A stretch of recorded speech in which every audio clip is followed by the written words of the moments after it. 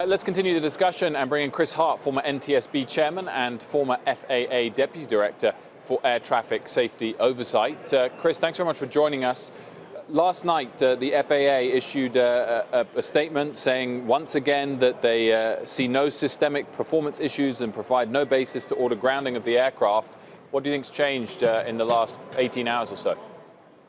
Well, that's a good question. Thanks for asking it. I'm hearing reference to new information, and I'm speaking in the blind because I don't know what that new information might be. But I would just note that this is unprecedented not only in the state of knowledge at the time, as was previously mentioned, but also in the basic nature of this recall.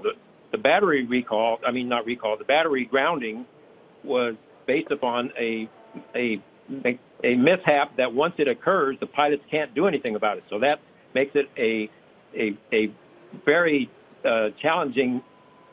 Since the pilot can't do anything about it, it's a single point failure, and which pilots can't do anything about. Whereas in this case, pilots can do something about it, and that's what was going on, was that pilots were being trained to be able to respond to this problem. So it's unprecedented in the sense that this is the first grounding that I'm aware of that the FAA has done that does not involve a mechanical problem that disables the airplane beyond the point of a pilot to recover.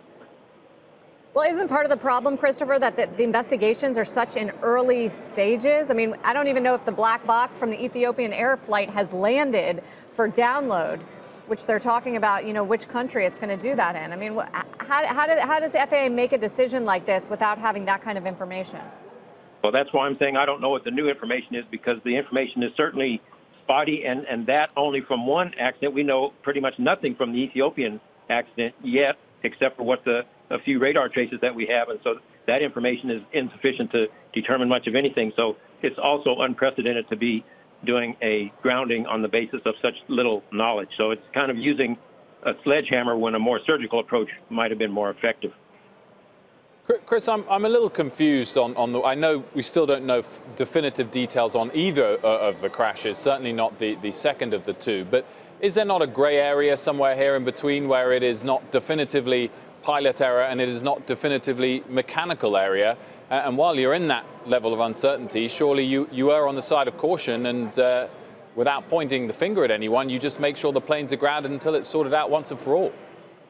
Well, that's a good point, but the question is grounded until what end state? I mean, when in the case of the batteries, they had to demonstrate that the batteries could have a fire and that the fire would be completely vented from the airplane so it wouldn't damage the airplane. So there's a very objective, measurable end state there. So when the issue is like this one, where it's a problem of the pilot-airplane interaction, if you will, what's the end state that will stop the grounding? And I'll have to see what the statement says on, grounded until what happens. That's going to be difficult to determine.